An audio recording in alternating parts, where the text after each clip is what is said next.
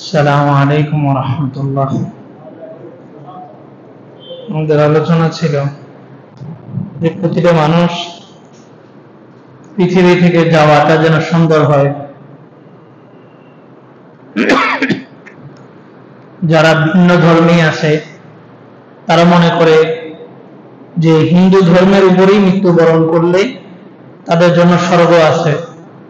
যারা ইহুদি খ্রিস্টান প্রত্যেকেই তাদের ধর্মের উপরে বিশ্বাসী যে ওই ধর্মের উপরেই মৃত্যুবরণ করলে তাদের জন্য স্বর্গ থাকবে।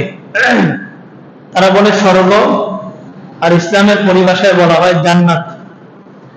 আর আল্লাহ তাআলা বলেন ইন্নাদ-দীনা ইনদাল্লাহিল ইসলাম, যে আল্লাহ রাসূল আসার পর পূর্বের সমস্ত ধর্ম এগুলো সব গ্রহীত হয়ে গেছে, সব বাদ।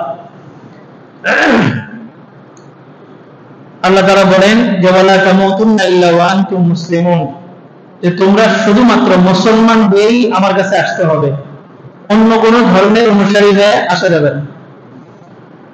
তো জন্মটা যেমন মানুষের হাতে নেই, মৃত্যুটা মানুষের হাতে নেই, কখন মওত চলে আসবে কেউ জানে না। এই জন্য আল্লাহ রাসূল বলেন, মুহাদ্দিসিনে কেরাম বলেন, 6টা সুন্নতের উপরে যদি কেউ আমল করে চলে তাহলে এতটুকু আশাবাদী যে ওই লোকটার মৃত্যুটা ঈমানের উপরে হবে। 6টা সুন্নতের মধ্যে 1 নম্বর সুন্নত ছিল মিসওয়াক, 2 নম্বর সুন্নত ছিল ওযুর পরে কালিমাতুশ শাহাদা পাঠ করা, 3 নম্বর সুন্নত ছিল আযানের জবাব দেওয়া। হাদিসের মধ্যে আসে যে ব্যক্তি মুয়াজ্জিনের আযানের জবাব দিবে তার বিনিময়ে একটাই, দাখিলাল জান্নাহ, সে জান্নাতে প্রবেশ করবে।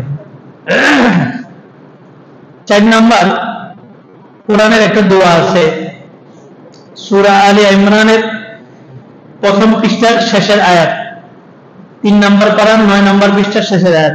আয়াতটা হলো রব্বানা লা তুযিগ কুলুবানা বা'দা ইয হাদাইতানা ওয়া হাব লানা মিন লাদুনকা রাহমা ইন্নাকা আনতাল ওয়াহ্হাব।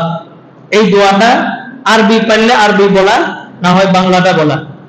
বাংলা অর্থ হলো রব্বানা লা তুযিগ কুলুবানা, হে আল্লাহ আমাদের দিলকে আপনি বক্র বাঁকা করে দিয়েন না, বা'দা ইয হাদাইতানা, আমাদেরকে হেদায়েত দেওয়ার পর। আমাদেরকে হেদায়েত দিয়েছেন মানে আমাদেরকে ইসলামের পথে রাস্তা দেখাইছেন।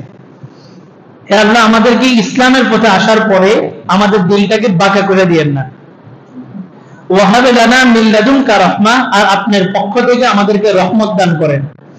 এই রহমতের ব্যাখ্যা সমস্ত মুফাসসিরিনে কেরাম বলছেন এই যে আর রাহমা আই আল ঈমান, রহমত মানে হচ্ছে ঈমান। ইন্নাকা আনতাল ওয়াহাব, আপনি তো দাতা, আপনি সবাইকে দান করেন।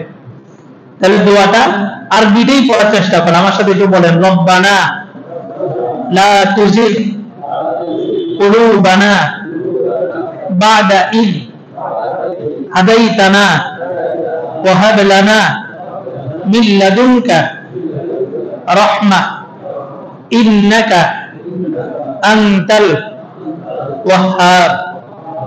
অর্থ, হে আল্লাহ আমাদেরকে ইসলামের পথে আসার পরে, হেদায়েত দেওয়ার পরে আমাদেরকে আবার মাহরুম করে দিয়েন না।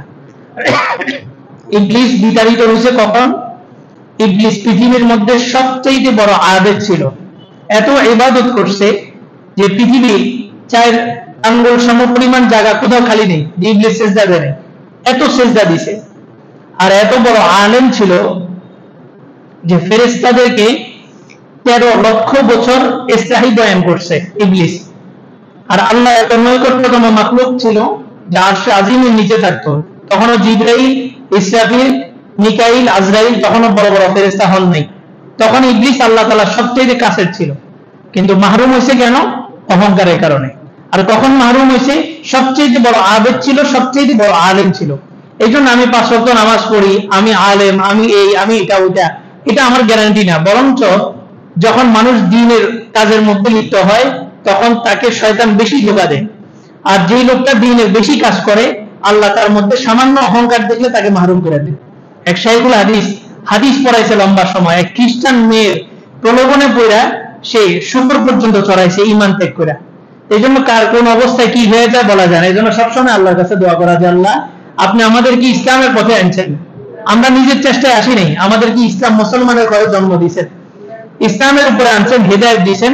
আল্লাহ মরণ পর্যন্ত আমাদেরকে ঈমানের সাথে রাখেন, আমাদের কোনো ভুল, কোনো বেয়াদবি, বেউসুলি কারণে আমাদেরকে মাহরুম করে দিয়েন না। এই দোয়াটা সবসময় আল্লাহ তাআলার কাছে করবো। আল্লাহ তাআলা কথাগুলো বুঝার আমল করার তৌফিক দান করুন। দাড়ি কাটার সুযোগ।